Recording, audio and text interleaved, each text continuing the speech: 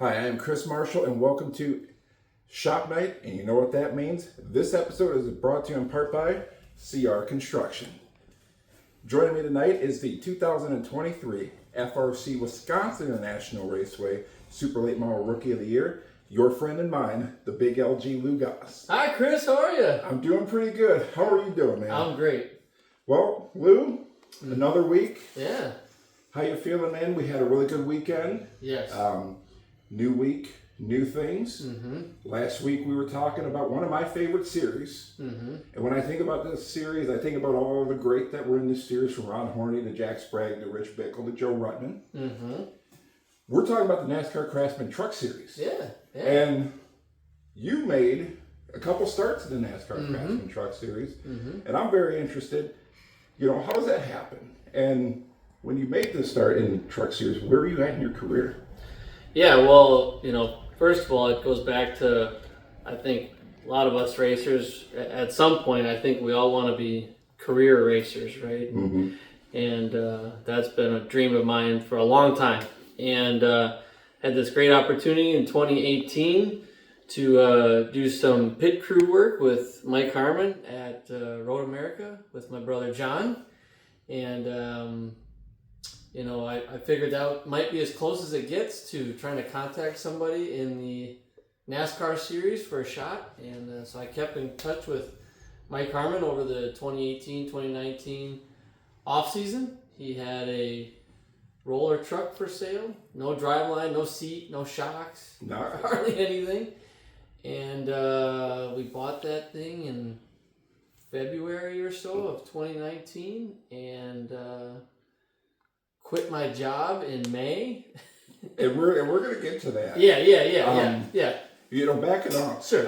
Not a lot of people know who is Mike Harmon. Yeah.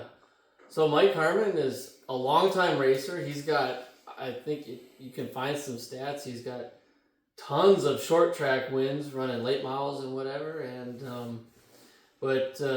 somewhat of a, for lack of a better term, field filler type car in the Xfinity series for a long time, but works with drivers, gives them shots, and And see, how do you get hooked up, to go do the pit crew work? Do they kind of just maybe send something out or send an ad out, like looking for a race car driver, pit crew help? Yeah. And do they just send something out and you just answer the ad, or how Yeah, does that well, go? basically, the smaller teams are always kind of looking for volunteer help, essentially, and get your credentials figured out, and before you know it, you're getting suited up to go over to pit wall. And to be honest, John and I didn't know that was going to be part of the deal. We thought we were kind of just behind the wall type of thing. Kind of just like handing them stuff. Yeah, hand them stuff, and then I think, say the race was on Saturday at Road America, and we were there on Friday, and they were getting us suited up for, fire suits, and it was something else. It's pretty intense to be actually on pit road changing tires. In fact, I've got GoPro from. We also helped him out at Kansas that year. I forgot. Was this for Xfinity? Xfinity. Okay. So yeah, both events obviously were for Xfinity, and I put a GoPro on my helmet doing the pit work at Kansas. That was intense. Yeah. You're gonna have to post that sometime so that people can Yes, see it. I should actually. Yes, it must be somewhere. That was a little while ago now. Now, as you're talking to Mike, how does that conversation go? Because you're reaching out to Mike.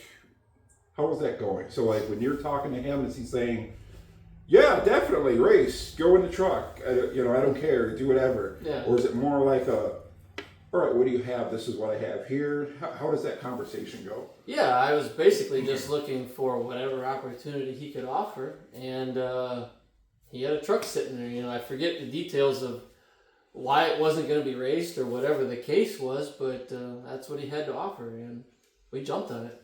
Now, I did look, and you do have a Wikipedia page. Yeah. So I didn't create it. I don't talk about myself quite. And that was another thing I was going to ask. I was like, hey, did you, I don't know put how this that came together? about. Because when I saw that, I went, all right. And your first start, it says, was at Gateway. Mm-hmm. And how did that go with your first start at Gateway? Well, it was, we were definitely up against the wall to get things done, and fortunately, it was we made a full field, but we still went through, all the requirements. We went through tech a couple times, I believe, and we had to practice. You had to make, a few laps in practice to make everything legit, and I don't think we qualified. I think it rained during the day or something. So they kind of just lined it. On owner's points. Yeah, I think it was on points.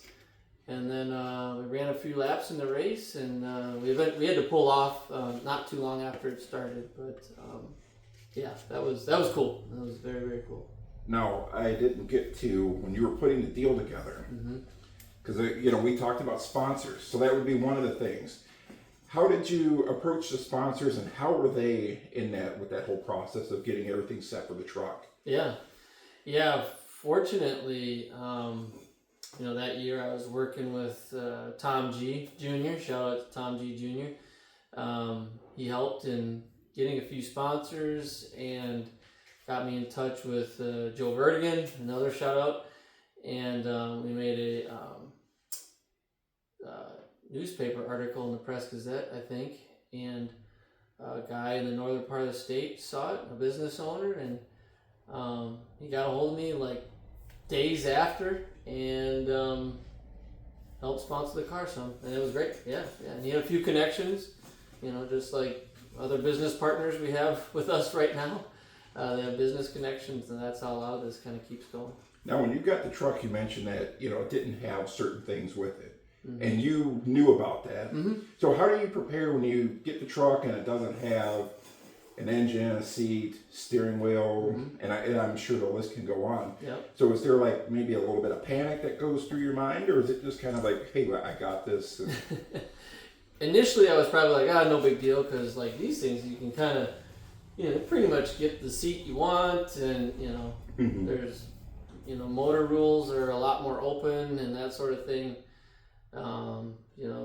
Fire extinguishers or the date codes on them are a little bit more lax than the big league stuff. So once we kind of got that all figured out, then we felt the pressure then. But it was quite the learning experience. Well, you're a better person than I am. I think I probably would have freaked out. I would have been, where am I going to get this stuff from? Where am I going to get the shocks? Where am I going to get the seat? Yeah, it was kind of like that. Okay, because I would have been calling 911 like, can you send somebody over here to help me? Yeah. And so as that goes on, the deal, did you guys have a deal set for maybe all the short track races, a couple races, or was it just like, hey, I'll pay you this amount and this is what we have? Or what was the contract? I take it you guys have to sign like a contract that says, if this happens here, you have to pay this much back. So is there like a damage clause or anything like that? Well, we bought the truck, so we owned it. So we didn't have to contract with anybody other than our driveline package that we rented from Mike, which is an engine and transmission, headers, and a couple other bits and pieces that go with that. I think we must have had some sort of contract, right? But but as far as the truck, no, we owned it, so we could wreck it if we wanted to. Well, but you don't want to do that. No.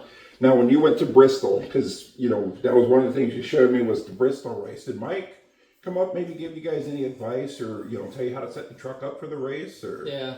No, we didn't.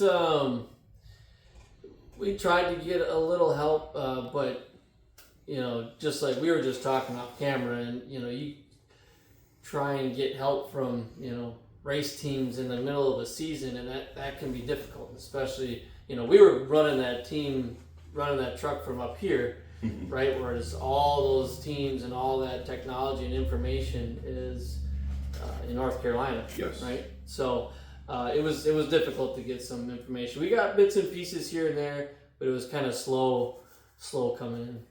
Now you go to do the Bristol race, and one of the things that I want to know, what is that like going into Bristol, strapping in the truck, making laps around there? Is it very intimidating? Is it one of those where you sit there and go, gosh, why am I here? Yeah. No, it's funny how when we got into it, how, right, when you kind of drive through, everything on the surface can seem bigger than life, right? Just the pageantry and the show, and everybody's got huge haulers, right? There's a picture that we have, which I think I had posted on our Facebook page back then, of our little 24-foot tag trailer parked in between the haulers, and it was like, insurmountable. But as far as the racing, it really ends up feeling very much the same. They're just race cars. They're a lot heavier. They're 600, 700, 800 pounds heavier than this thing, and a little bit more horsepower. But at the end of the day, you got to kind of do some of the same stuff to make them work. So now, as you go on with qualifying, because one of the things that I kind of want to have you walk everybody through is qualifying at Bristol. Mm-hmm. So as you go to qualify for Bristol, what's that like going into turns 1 and 2? Mm-hmm. And, just going, at the track and everything? What's that like? Is it kind of like maybe racing at the Dells or WIR? Or? Well, it's like, I think it's been compared to like Slinger, right? It's very much lots of banking, lots of on throttle time, but it's a half mile instead of a quarter mile, right? So you're almost going, maybe not twice as fast, but 50% faster than at like Slinger, but the sensation is the same, even though the track is twice as big. Now, after that was all done, because unfortunately you guys didn't make the race. Mm-hmm. So after that's all done, you give the truck back to Mike. Do you get to keep anything from that? Like, did you get to keep any, like, maybe the panels or maybe some of the Well, I kept the truck. I told you we owned it. I haven't seen the truck. Well, no, we sold it eventually. Yeah, you're right. We did. No, we didn't. I mean, we had to give the motor and the transmission back. Yeah, because they were racing at Road America like a week or two later, something like that. So they were coming back up this way. So we quickly pulled the driveline out and put it on a stand and brought it over to Mike. And I think we helped him pit that day too. Nice. That same year, or different year. Nice. So how is he as a person? Really cool to get along with and stuff? Yeah, the whole crew was nice, and they work hard. They're a budget team, and but yeah, everyone was great. They're kind of like us. Yeah.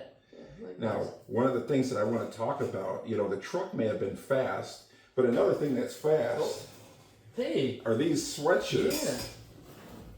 Yeah. And t-shirts. That's right. So come on down, get your Lugos sweatshirt and t-shirt. I'm telling you, these things are flying off the shelves. Faster than Lou at Bristol.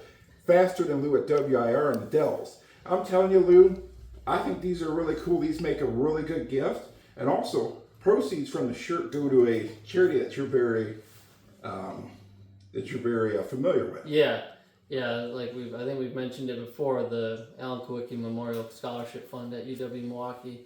I was fortunate to earn that scholarship back in 2012, and so $5 of every shirt sale goes to that scholarship to help fund the aspirations of young engineers that are also racers, and also purchase of these helps out our race team too. That's right. And not only will you look cool, you also look fast too, right? And you'll be cool. That's right. They'll be the coolest person at their church function, That's right. game, casual Friday. Yep. Bar mitzvah. That's right. Mm-hmm. High school, middle school, elementary school, and even preschool. That's right. That's right. So, before we wrap everything up here, so next week we'll go over, some of the things that we've done on the car. Yeah. And maybe give them a little preview of what we might have in store for this year. Sure. Schedule-wise. Yeah. What are you thinking? Yeah, that'd be great. Yeah. I think, they may want to hear some of the places that you may be. Maybe they might want to come down and get one of these t-shirts. Yeah. Or maybe, just want to hang out with the crew, kind of figure out, Good idea. what you're going to do. But other than that, we're going to leave you guys with that. Just remember, it's shop night. You know what that means. You guys have a good one. Nice job, Chris. Thank you.